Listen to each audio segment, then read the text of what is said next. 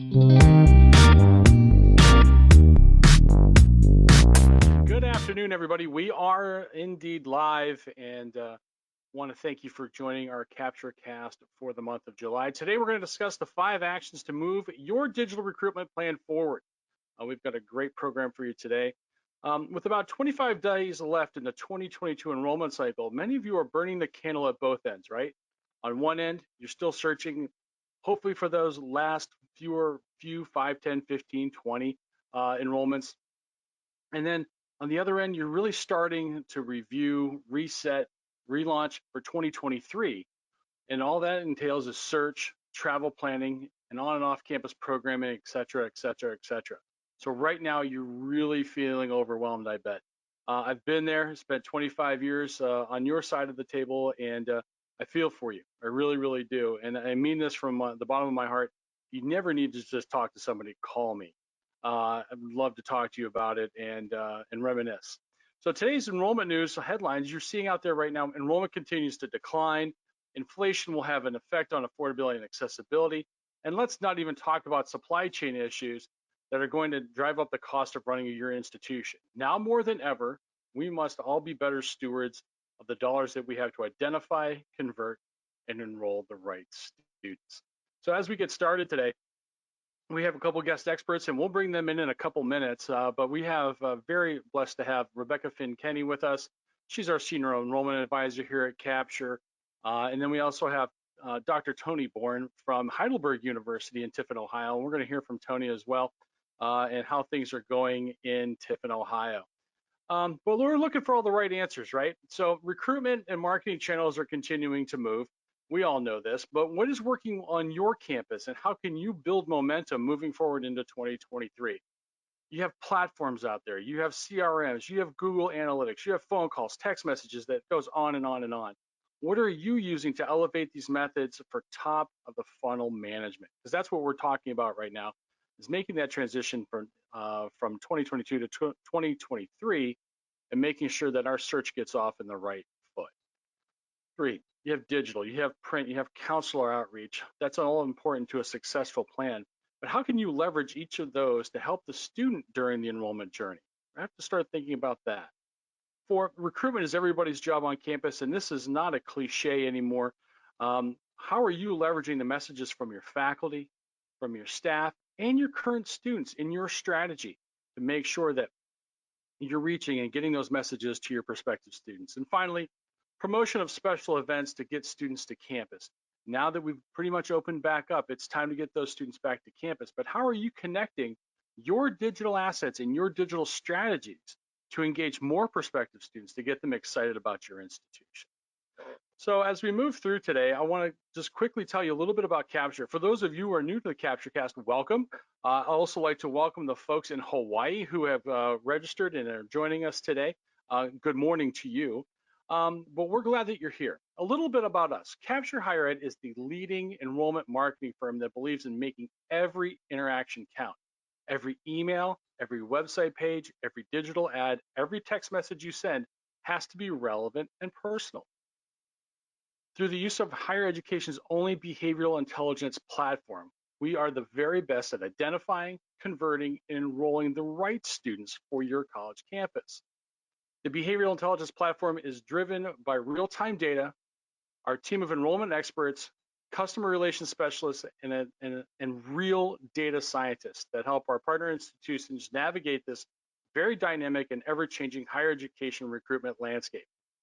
With one platform that integrates marketing automation and the entire enrollment lifecycle of predictive models, everything from search to travel to apply to kids who are applying, doing their financial aid, and enrolling, our team of experts ensures that your recruitment and marketing efforts are there helping you to reach those goals. So as we get started today, we do have a poll question for our audience out there. So we're going to go ahead and pop that up on the screen, Sarah, but I'm asking the question right now. What is the biggest challenge that you see for your enrollment management team as you transition from 22 to 23? Do you have enough funding for next year to be competitive? Is that financial aid or your regular operational budget? Overall student enrollment continues to drop. You're seeing those kinds of headlines out there. We talked about that. Are Are you still not fully staffed? How many people have not gotten back to being fully staffed? And lastly, our marketing and recruitment plans are not complementary. Does your marketing team not see the recruitment piece? Is recruitment thinking different ways than the marketing team is? Or are you guys pretty much congruent together? I think that's an important thing to look at. So we'll give you another 10 seconds or so on that quick poll, and we'll pop up the answers here in a second. And here come the answers. Oh, overall student enrollment continues to drop. That's a big one. And then it's tied. I knew that still fully staffed was a big one, and having enough funding to be competitive. But it appears that everybody's marketing is on track. That's awesome. Thank you, Sierra, for doing that for us. And off we go. So why are we here today? Gen Z has expectations of communications, and it continues to evolve. Right now, 96% of Gen Z feels loyal to a brand that they have an affinity for that is built over time. So one of the things that becomes a bigger strength and a bigger thought process is you're looking at earlier search. You're looking at freshmen. You're looking at sophomores, juniors. It used to be juniors and sophomores, but now that you can get into the freshman pool a little bit, it's more important now to begin to build affinity over time. Because what we're seeing now is that 84% of Gen Z will engage with marketing efforts from a brand that they're loyal to. So you remember growing up, I grew up in Pennsylvania. We breathed Penn State. We wore blue. We wore white. But we never liked Ohio State, and there was that brand that was built into us the entire time. We would now when you look at this now, Gen Z is going to interact because they have that affinity over a lifetime or over a certain period of time that they've started to build that.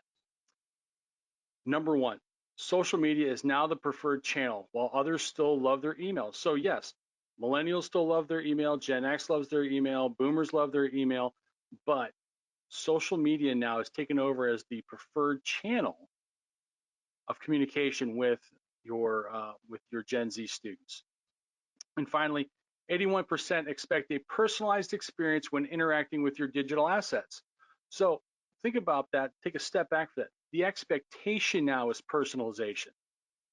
Okay?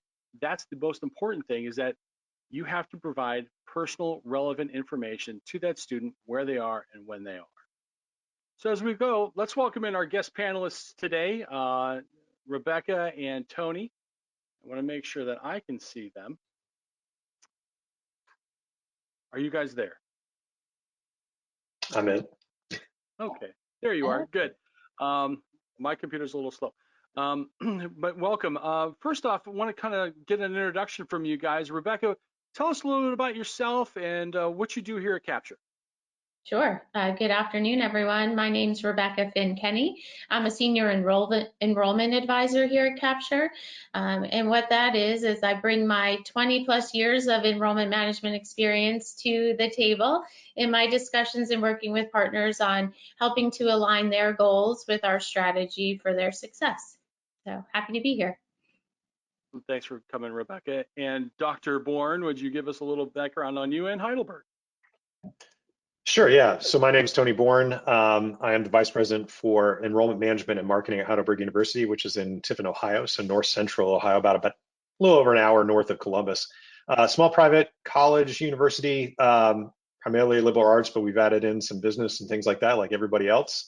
And just really, I think similar to a lot of other schools, focusing on enrollment. I like the poll. I think that's a huge issue. Looking at how we can get those numbers and how we can be competitive in this market, especially the context that you laid out, personalization, those types of things. So happy to talk about it today. Great, thanks for being with us. I think between the three of us, there's probably 60, almost 70 years of experience here of sitting on that side of the table, Tony. So thanks again for being here. So let's talk about engagement and the importance of having an omni-channel approach. As I previously stated, Gen Z is interacting more and more on social than ever before, but there are so many different channels that you can reach out to students in. When we talk about influencers later, I think that's a whole different aspect of it. But Rebecca, I want to start with you on this one. When it comes to creating that omni-channel approach, what does it look like for our students today? Yeah, I mean, you can see from this slide, I mean, this is an example of a potential student journey that they might have and all the different ways that we might connect with them. You talk about building that brand and loyalty early on. So even with student searches, we start with the younger and younger outreach to those students and building that brand. We start sending messages to those students. We have our engage links. They can click on a link so that they can start to have a profile built in our platform. Then we can understand within that profile, what their behaviors are, what they're looking at on your website, what actions they're taking, understanding where they are in that process. And that allows us to then potentially serve them the appropriate digital advertising, personalized to what their interests are and where they are in that journey. Our email series, for example, can help to take them through that as they move forward through their high school or transfer or graduate journey. And as they complete and interact with our content, it allows us to better understand and better target our messaging. So you can see here, I mean, we're nudging them along through the process to take that next step. We want to meet them where they are. We talk about that a lot, wherever they are, and our technology and our services allow us to use that data to help inform not just the outreach from the capture side, but from the campus side as well. It's really interesting. I think, thinking back to the decades that I've sat in the chair too, and Tony, I'm sure you can relate to this as well. Used to be that we buy, let's buy 1 million names and let's send out, 700,000 search pieces, and then we're going to send out 90,000 view books. And I couldn't even believe how many paper applications we would go through a year. I think, as this has changed, Tony, how have you seen the change of the students the last couple of years, especially, pre-COVID, during COVID, as they're starting to manipulate themselves through a slide like this? Yeah, so a lot of things to that. I mean, we've used it to really track, where we're getting new students from. So like every small school, we need to diversify, especially in the Midwest, you have a declining population. So, we're seeing students interact with multiple schools. We need to be more just in time with them. We need to be more active with them and make sure that they know that we're on the market and that we're interested in them and that we're communicating. So as you're working through this process, it's really important to connect in, the way that works for the student. So if email is not working, are we sending text messages? How are we connecting? How many pages does that result? So we'll do a large text message through our Mongoose system, send it out to everyone, and then monitor the result. And I think that's really important when we're looking at how do we respond, how do we then get to the next level. If we have a toaster up for an event, if we're driving them to that, did that result in those students kind of putting the information, registering for the event and continuing forward? So, each of these stages is not just a point in time either. And that's something else we have to know is as students have gone through, it's been that I want to make sure I get to that almost like winning the lottery school. And then so they may not get that because they did an early decision in December.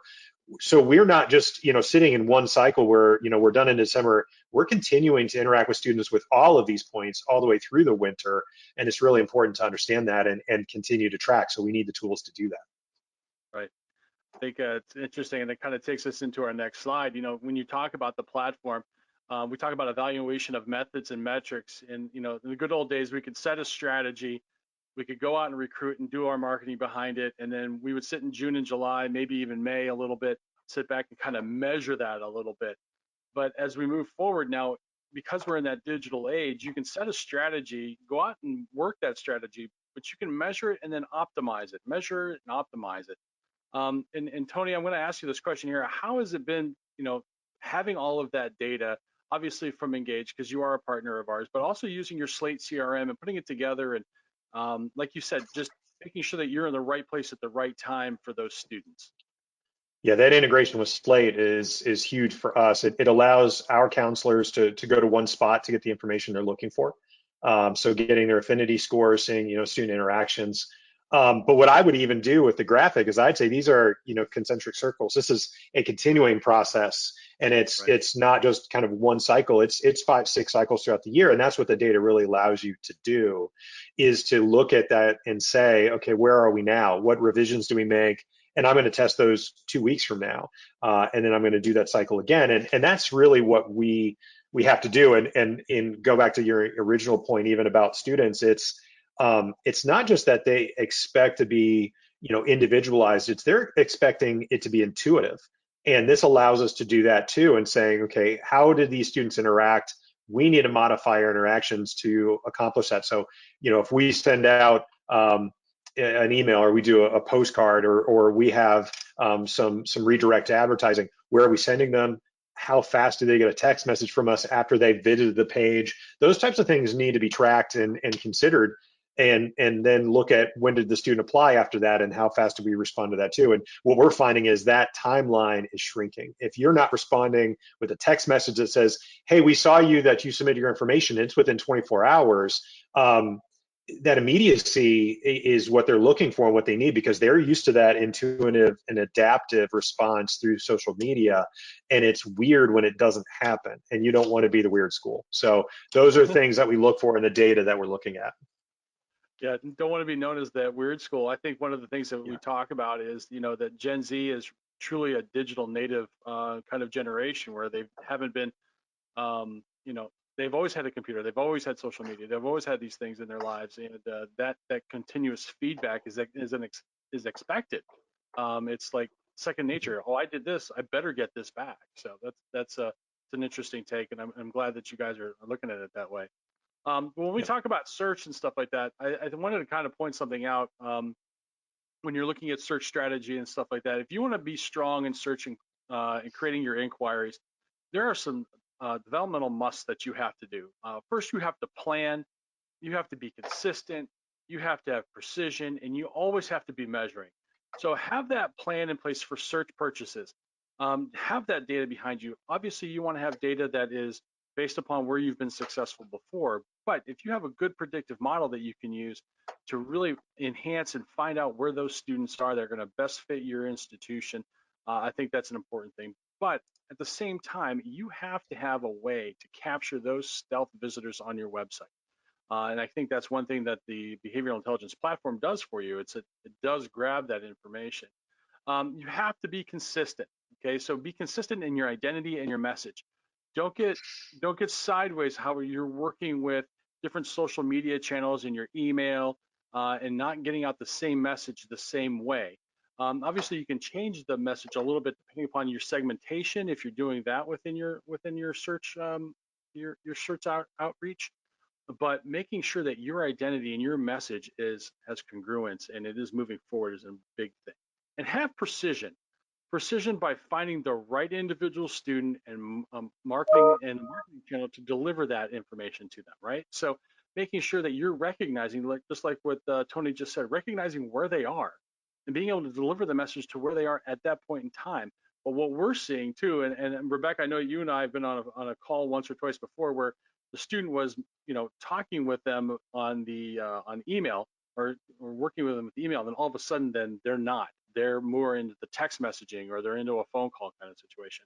I've heard that from several clients as well. So it kind of gives you an idea of what that looks like. So as we move forward, you think about the entire cycle, right? So when we think about search names, obviously you have all of that student data that's already inside your Slate CRM. We'll just use Slate as our example. But then you're serving those digital strategies, and those digital strategies again are doing a lot of outreach. They're driving traffic to your website. They're hopefully getting students to raise their hands and make sure that they're interested in what you're having to say. But then you're measuring that. You should be measuring that on a daily basis. I remember launching email and looking at the scoreboard and the dashboard right then and there. We would sit and watch it as it just kind of populated throughout the world when we would send things out. So that was the cool part about it. But really, when it comes down to it, we need to have our focus moving forward too.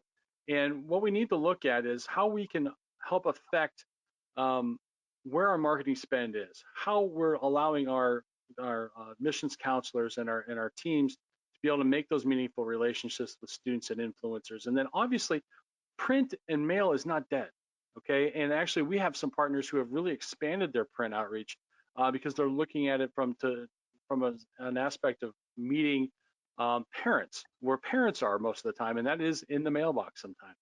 So Rebecca, Antonio, I just kind of want to get your take on this. When you look at this diagram, there's a lot going on. You know, what we're doing today versus say 10, 12 years ago is a lot different. In your roles, Antonio, we'll start with you. How do you leverage all of this data to help your admissions counselors? Because we don't talk about enough about those. How do you leverage all of this data to help your admissions counselors be successful? Sure. I mean, like everyone else, and I think it was up in your poll, is limited resources, right? So, you need to have a huge funnel at the top because we know that students are using things like Common App to apply to 15, 20 different schools. And so we know that we're really balancing a lot of different students. And like you said, you want to customize, understand where the students are and really, connect with them.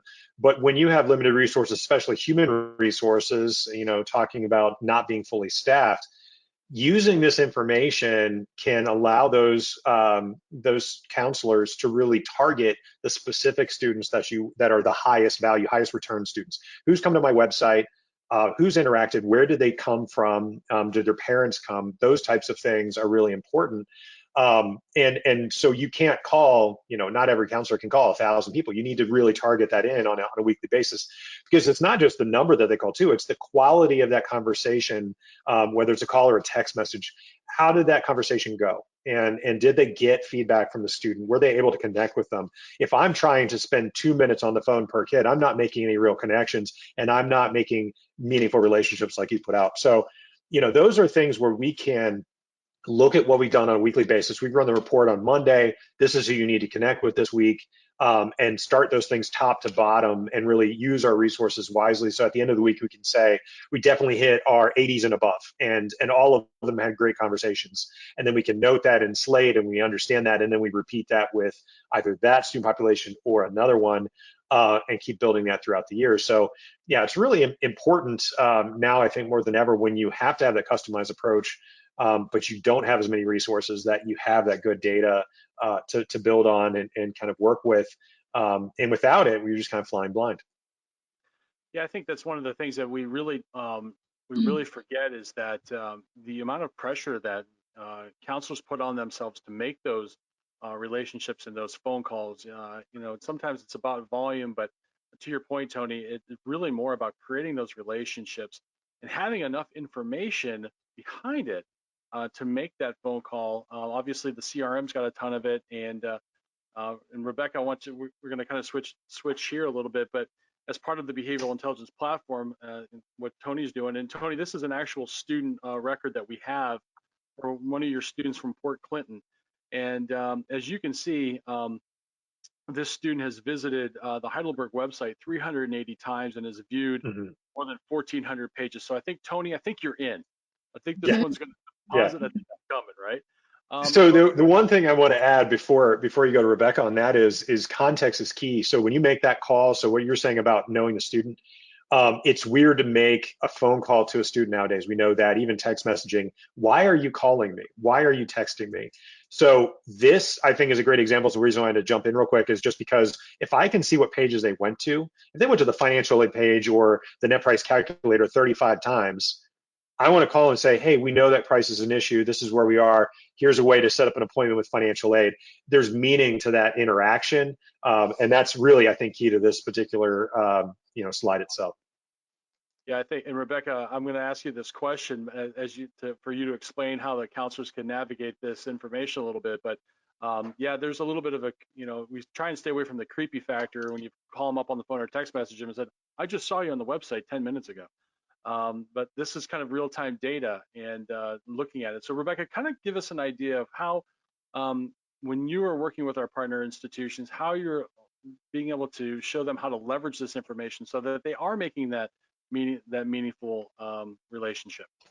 Right. So the first thing I'd say is behind all of this, they do get a daily visitor report, which includes all the visitors on the site, both identified and anonymous, who've been on there the last 24 hours. And they can then look based on engagement scores or statuses and who they want to link back to their visitor profile, which is what you see here, which includes the engagement scores, like how how actively engaged are they right now? How long have they been engaged, and how much affinity are they showing for your institution over time? Those page visits and top tags are really important because, as Tony said, if financial aid and affording college is important to them, you can serve them content based on that or provide that in outreach. And that's really the power of the platform and the behavioral intelligence for counselor outreach, so they're not going in blind. And that's a perfect example. You don't want to say, oh, we're tracking you on our website and this is what we saw you were looking at, but it can really target your conversations in a way that can be very powerful and personalized. As we said, they want personal information, so you can use that.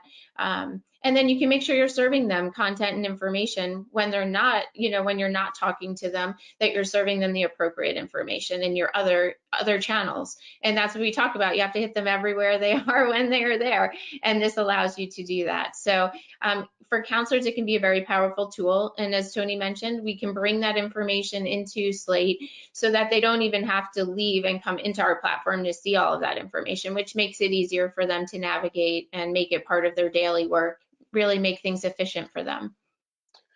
Yeah, I think can I add one thing to that? Go ahead, Tony. Yeah, so one thing I would want to add, and it just popped in my head while you're looking at this, and I'm looking at the dates that you brought up for this particular student, and exactly everything that Rebecca said. The one thing I would add is this is melt time, right? So I'm looking at those dates, and this kid visited. Did they go to their portal? Was it because they were getting orientation set up? Were they looking at housing, whatever? Or were they looking at price again?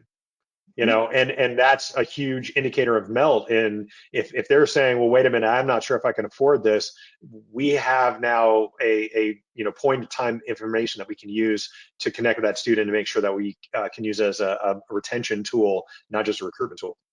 Right. I think you're talking about the life cycle of that student. Right now is that, like you had mentioned before, Tony, this is that melt time. And any time that you can have any inkling of what a student or their parents or family are looking at or considering is some really good insight that we all need to have. So when we talk about recruitment, and it's everyone's job on campus, and we've always talked about this a lot before, but there's influencers on your campus, whether you like it or not, right? Obviously, you can control your website, you can control the college's social media accounts, your athletic social media accounts, and things like that. But there are students out there, there are faculty members out there that have their own social media accounts, and sometimes, students will click onto other students, prospective students will click onto regular students' social media stuff to get an idea of what's happening on campus.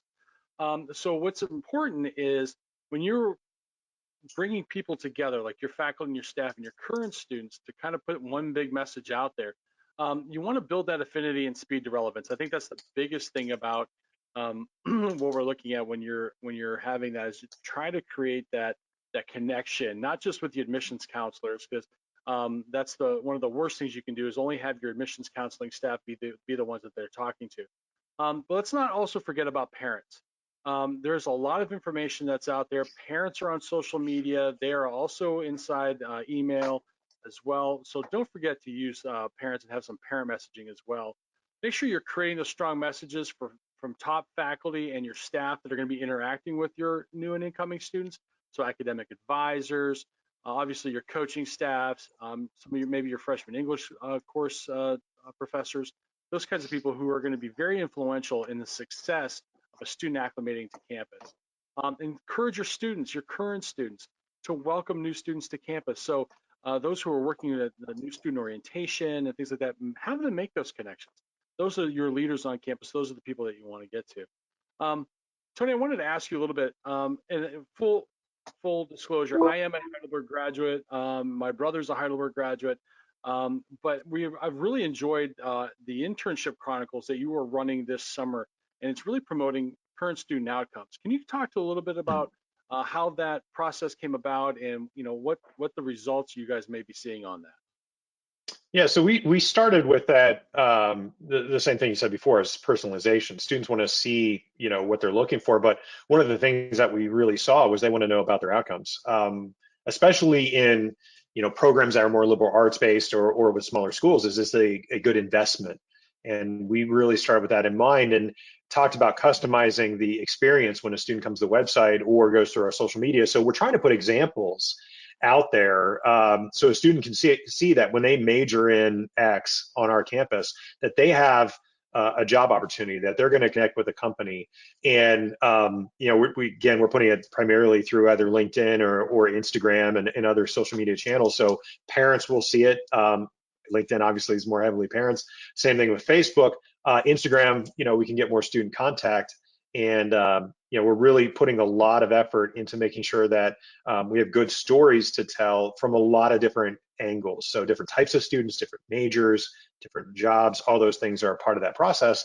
And it really helps us leverage some of the experience when you talk about faculty as well across campus. They're the ones that are bringing us most of these stories. Hey, I had a student who got a good job, and it engages them in that recruitment, and then they're more bound to ask, how else can I be involved? And that's really helped with that. No, I think it's fantastic when faculty can bring those ideas to the table, because they're the ones who are bringing the education to life on your campus for you too. They're great stewards of everybody. So when we talk about promotion special events, and I think one of the things that one of those great pieces that you have is that we're looking to schedule visits, whether they're on campus, off campus. There's a lot of institutions that will do private send-offs, or they'll do private visits throughout the school year at different places around the United States. But back in 2020, we had to move from an in-person to an online campus visit kind of thing. So everybody's kind of changed their visit patterns a little bit. And what we've done is created a PID form at Heidelberg, so that students who have not been identified yet, those who are on the website who are stealthy visitors, they were served this little piece of dynamic content. And what we've seen is, and this has been for the entire year, we've seen a large number of students who have applied, who have been admitted and deposited, and those students weren't in the normal search process when they came through the first time. So one of the things we talked about is this PID form was used for the entire enrollment cycle. But Tony, how has the use of this type of dynamic content piece, like this and toasters and popovers that we've used on your website, help drive students not only to identify themselves, because we see that the stealth visitors, but how has it really transformed how you guys are able to interact with students? Yeah, I mean, it's meaningful. I think that's the key thing is, we're asking them to do something or to engage with us in a meaningful process, whatever. So one of the key things there is when they're served this, if it's about a specific event, it's something that's upcoming, there's an action to it, we're calling them to that. And it's not something where we have to have the whole list. And, because that's sometimes really difficult for us to be able to manage. So we want to make sure that any student that comes to the site, or even parent, and a lot of parents will be the ones that come to the site, they're going to be able to see what's upcoming. Not everybody goes to the calendar or new events or to our page and admissions. And so it's an opportunity for us to really collect that information, have a call to action, have a result. So if they fill this out, they register for the event, they're going to get an email that says they registered for the event. So it's really kind of creating that synergy across all those communication streams. And with this type of student, they're not on our mailing list potentially. So it is getting them into that stream that we didn't have before. And, it worked as an example with a parent. They may not be the one. You have all kinds of multi-family households and things like that. This is the parent that might be active, may not be the mailing list. So there's a lot of ways that you can take advantage of this and make sure that you're collecting those anonymous users, even the ones that are identified. We also get the toaster served to them about the upcoming events. Have you registered for this? Create a sense of urgency, which I think is the thing overall this particular set of students is missing. There is no sense of urgency. We'll get to it when we get to it. But this provides a little bit of excitement in this process that might be missing, and gets them engaged and kind of into that funnel, so we can then, of course, build into everything else we talked about so far. Yeah, I think that's important, and you bring up a good point. I'll get to it when I get to it, and sometimes when you get to it, it's at 2 or 3 o'clock in the morning, right?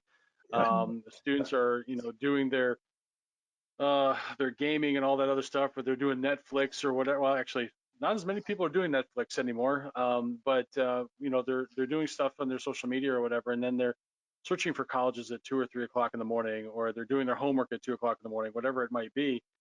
But I think the use of that dynamic content and being able to recognize when the student's on your website, who they are, where they are in the enrollment process is a big deal.